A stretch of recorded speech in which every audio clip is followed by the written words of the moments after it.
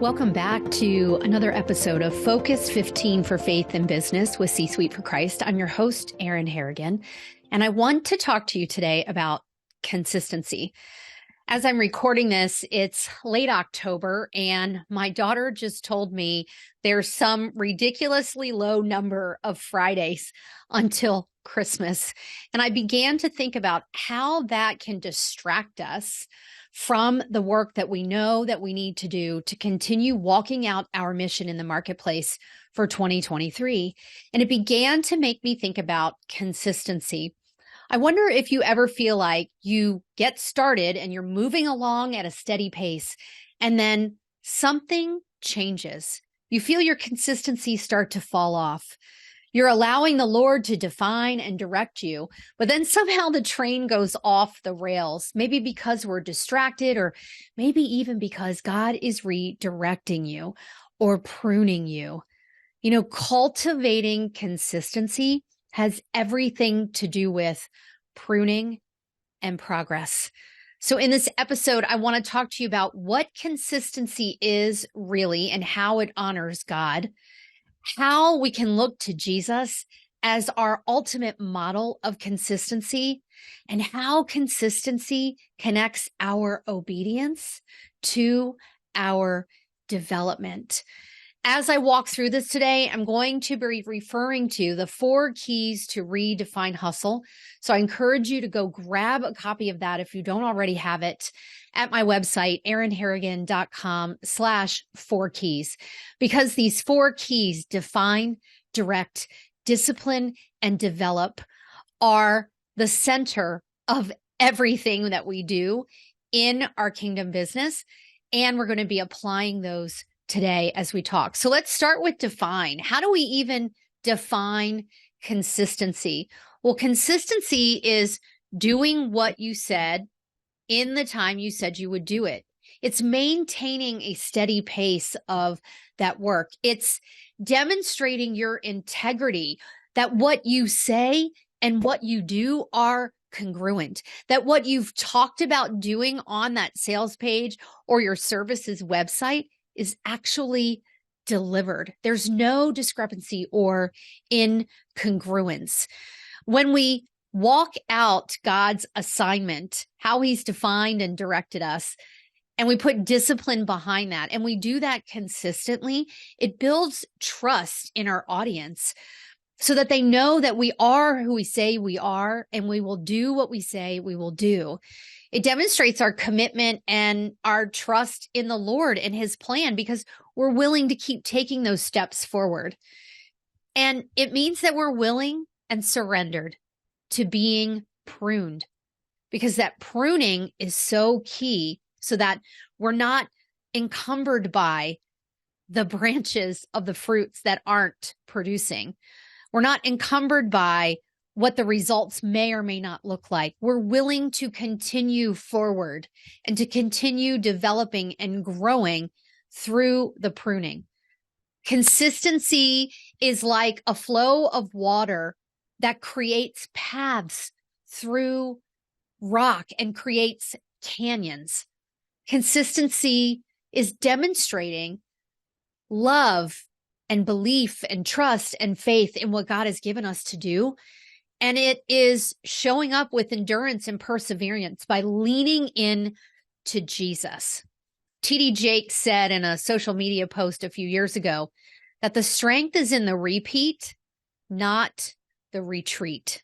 And consistency is about the repeat, and it is cultivated through pruning and progress. So let me start here in scripture with John 15:1-2.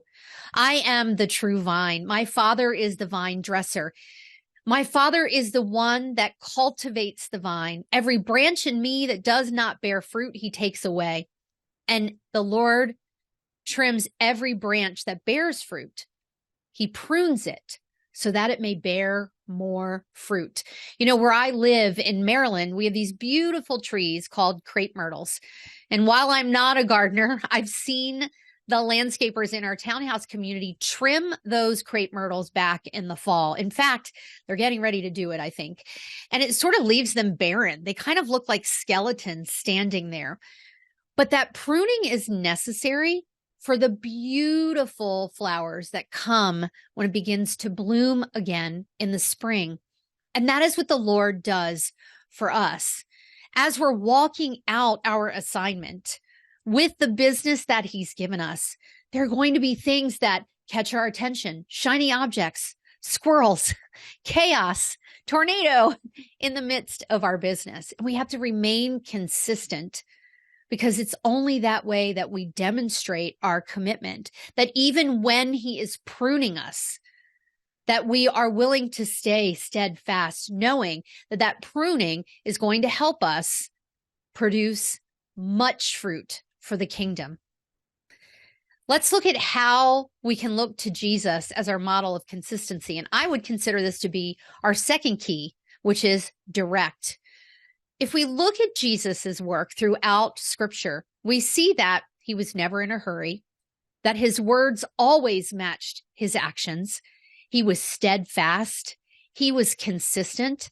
There is no incongruence in Jesus. In fact, in one of the ways that I talk about redefining hustle to emulate Jesus as we worked, we do something that Jesus did all the time, which is to seek His Father's direction.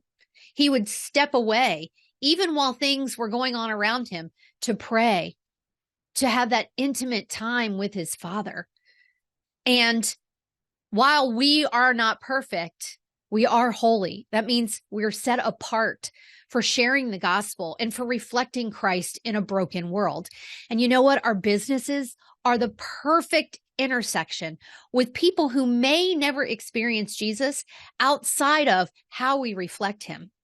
And so therefore, Jesus is our model of consistency. Guess what? Jesus endured. Guess what? He persevered. He was consistent in His obedience and consistent in walking out what the Lord had given Him to do. So how does consistency connect our obedience to that fourth key, which is develop? So we've defined consistency and how it honors God. We've learned how we're directed to emulate Jesus as our model of consistency.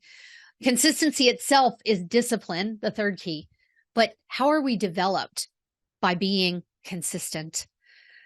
I want to turn to James 1, verses 2 through 4, which says, "Dear brothers and sisters, when troubles of any kind come your way, consider it an opportunity for great joy. For you know that when your faith is tested, your endurance has a chance to grow. So let it grow. For when your endurance is fully developed, you will be perfect and complete and needing nothing." The key to finding joy in the midst of being pruned, in the midst of practicing your endurance and perseverance, is focus. Are you focused on the cut of the pruning? Are you focused on what God is pruning away? Are you focused on saying, "No, Lord, don't take that from me. Don't cut that branch"? Or are you focused on the progress that happens because you're staying consistent in allowing Him to prune you? You know, God promises to do a work in and through us and to strengthen our faith and bring us closer to fellowship with Him. And He teaches us endurance because we need endurance. And we can only realize endurance by being consistent, by showing up consistently daily and allowing our business to challenge us so that we can practice endurance, so that we can practice turning to the Lord and asking Him again to direct our steps. It's only by showing up that we get to do that. You know, the wife of Pastor Craig Groeschel, Amy Groeschel, says, "The fact that we are called and set apart by God to bear His name is pretty special. It's unfathomable. It's absolutely incredible that God invites us to co-labor with Him and that His calling doesn't stop at our salvation. It doesn't stop the day that we gave our life to Christ. It continues in how we put feet to faith in working consistently. His calling is keeping us going to do His will here on earth. He has literally invited you to join in a kingdom partnership through your business to spread the good news of his grace and freedom that is made available to everyone. It is through our consistency, our stick-to-itiveness, and our tenacity to keep going that we experience the beauty of being God's co-laborer. It is through consistency that we cultivate becoming better at our work, making better decisions, leading better. And you know what? That will produce better results. It's how we better understand our client and what their needs are so that we can show up and deliver the solution to those needs. It's how we better understand our audience because we become even more clear on whom we're serving and whom we're not. If we're not showing up consistently, then we don't have the opportunity to work with someone who may not be the right fit for us, which then leads us to better hone who our ideal client is and allows us to say no to opportunities and clients that are not meant to work with us. But only does this happen by allowing cultivation, by allowing the pruning. And this is pruning for progress so we can continually grow and develop so that our businesses can morph and change in the ways that the Lord wants, leading us to greater impact. But we can't do that if we don't allow that pruning. You know, God allows challenges and difficulties in our business because our nourishment comes from living out his direction. Our nourishment comes from being connected to Jesus. And when we're doing it all on our own and we think we got it, let me tell you, that's generally when consistency falls off and when we're becoming self-reliant instead of relying on Jesus. When we abide in him, we're enmeshed with him and aligned to him. He produces fruit through us. But sometimes we allow ourselves to be distracted. I talked about that earlier, the shiny things or the squirrels. And so that's why we have to keep being consistent as God prunes us to take those things out of our way that might hinder us. We have to go through it. We have to go through the development because that's the only way that consistency and progress happen. If we stopped at the third key of discipline and just working and said, Lord, please don't take these pieces away, how would we grow and become even more consistent over time?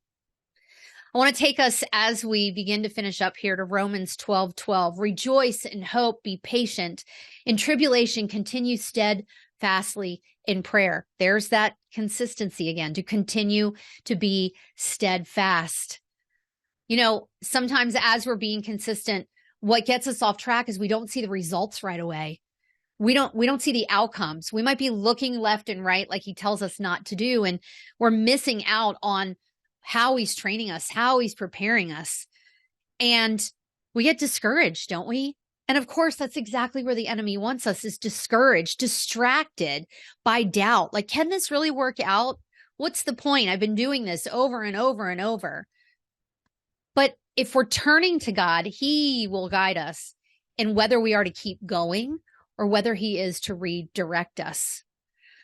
Craig Rochelle says that small disciplines done consistently lead to big results over time because anybody can do anything once. Here's the challenge. We often want the progress without the pruning. I'm raising my hand here, friend, because I feel that way too. I want to cut the consistency off sometimes because I don't want to take the chance that God might be pruning us and pruning me and pruning my business and pruning my results.